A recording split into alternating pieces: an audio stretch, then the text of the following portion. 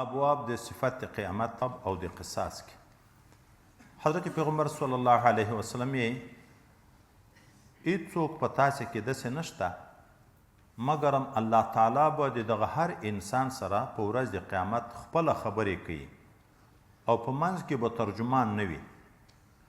اوس نو الله تعالی چې د دغه انسان سره حساب شروع کړي دغه سړی د ورختایي د وجې نه کله به ښي طرف ته مخ اړوي معنا چې کومې د تیښتې لار پیدا کړه، کله به چپ طرف ته مخ اړوي کومې د تیښتې لار پیدا کړه.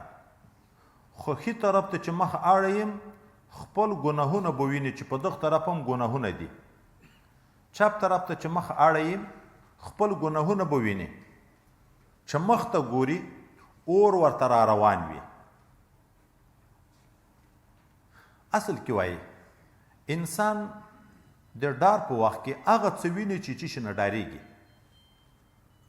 مخکې خو جنت هم ده، عرش هم ده، خو بل شی نه ویني، دی هغه د ډار شی په سترګو ویني. ده ته چونکې اور را روان ده مجرم ده نو اور به ویني، بل شی به بیخي ویني نه.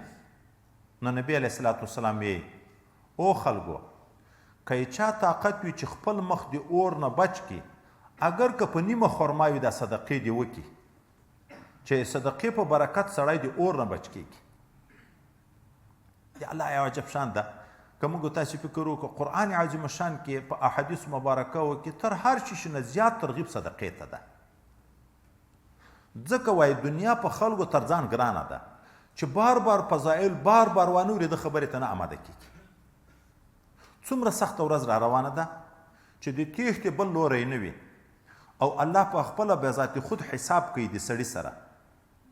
هلته مخته اور وي درته نبي علیه السلام یې ډال د حفاظت شی صدقه ذکر کړې ده چې که ډېر مو په وس نه و پوره نیمه خرما مو په وس پوره وم صدقه وکئ دغه برکت دی دغه صدقې به دغه اور نه بچ کېږئ.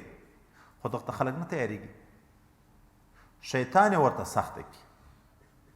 د زوی په واده په لکونو روپۍ خلک خرچې کوي، په لکونو روپۍ، په بلو میلمستیاو باندې په زرونو روپۍ هغه کوي چې نوم کې راځي هغه نفس خواهشات کې پوره کېږي، په هغه کې هر څومره خرچو ته خلک تیار دي. خو دا چې نوم نب کې راځي د خدای رضا کې راځي بس شیطان هغه ورته مشکله کړي.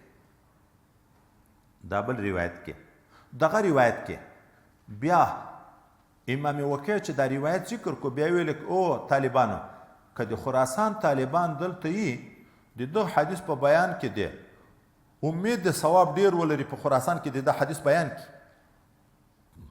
دا یې د څه دپاره وویلې وایي دا یې د دغه دپاره وویلې چې هلته خراسان کې صفوان جهم ابن صفوان د یغو ډله د الله د خبرو نه انکار کوي چې خدای پاک خبرې نه کوي. دلته په حدیث کې د خبرو خبره راغله که نه چې الله تعالی به بذات خود غږیږي د سړي سره. نو چې په حدیث یو شی ثابت شي په خپل علاقه کې بیان کې بیا عوام اعتقاد کوي که نه کوي. ګورئ دا بیان کوي هلته چې دا خلکو ته خپله عقیده معلومه شي.